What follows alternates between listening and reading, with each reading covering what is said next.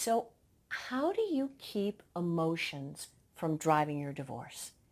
I mean, everyone knows that divorce is emotional, but how do you keep your emotions from running the show? I'm Karen Covey. I'm a divorce advisor, attorney, mediator, and coach. And today I want to talk about the thing that really makes divorce ugly. The thing that makes it take longer and cost more and feel so much worse.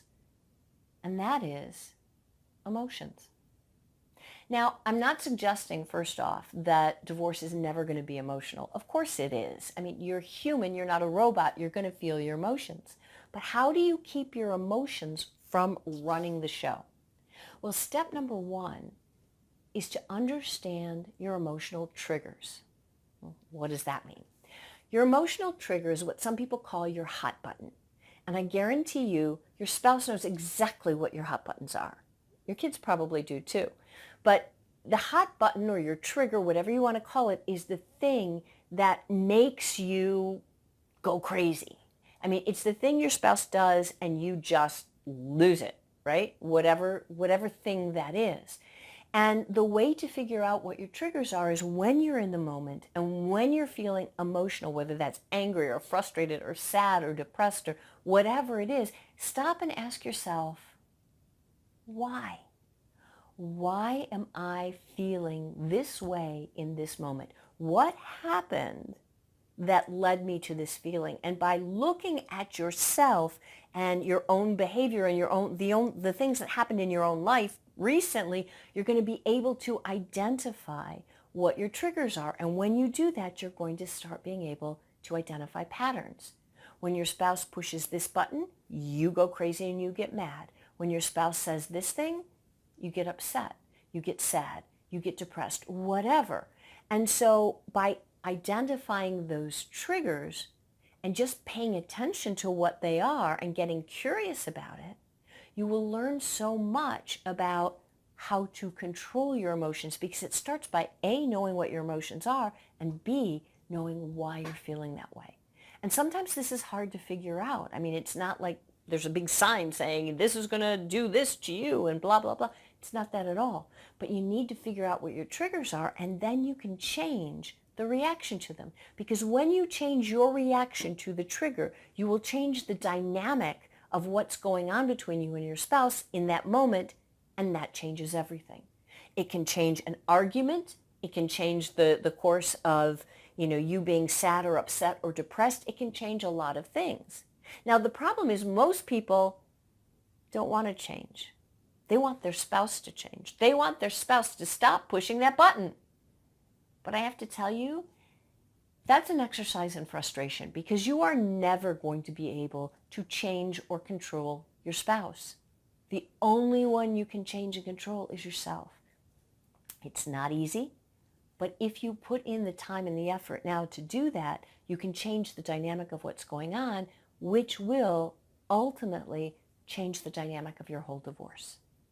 So step number one is paying attention to how you feel and what triggered that particular feeling in you, so that you can come up with a different and more productive response. That's step number one. Step number two is kind of counterintuitive. And that is, you've got to let yourself feel whatever you're feeling. And that's hard because negative emotions are uncomfortable.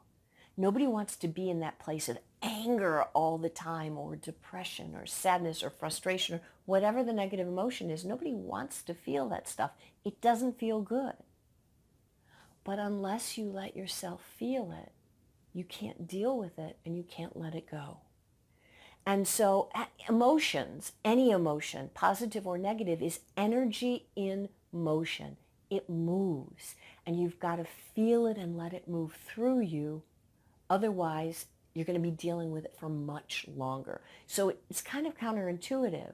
But once you understand how emotions work, then you can understand why dealing with them and letting yourself feel in that moment makes so much sense. Now, what a lot of people do is they try to be stoic. They say, not me, I'm fine. I'm fine. Nothing bothers me. No, I'm not. I don't want to feel that negative, ugly thing. So, no, not. But when you do that and you deny your emotions and you keep pushing them down and pushing them down and pushing them down. The emotion, meanwhile, is pushing up and pushing up and pushing back. And ultimately, what ends up happening is you blow up, and it's almost always over something totally stupid at the worst time in the most inappropriate place, and you look like the raving lunatic, and everybody's trying to figure out why you're so upset over something that is so small. And the reason is that it's not that thing. Whatever it is that like finally was the straw that broke the camel's back, that's not what you're really upset about.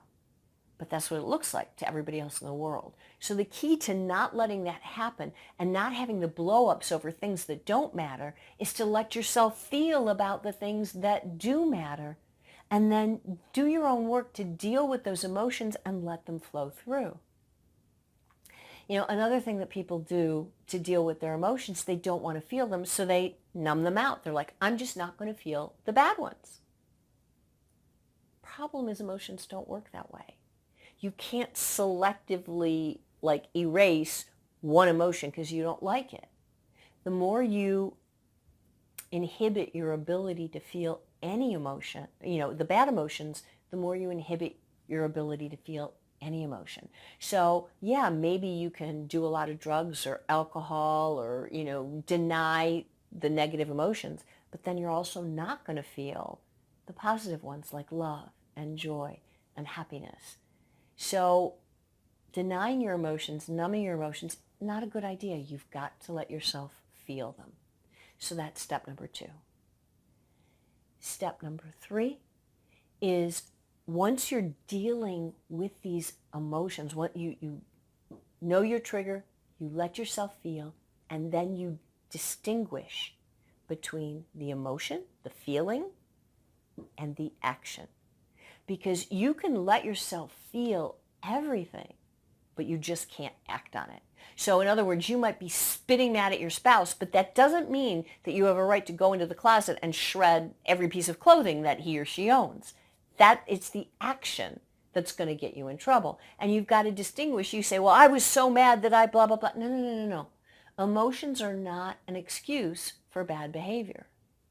You've got to distinguish between the emotion and deal with that. Let yourself feel it, but don't let yourself act on it in a negative way.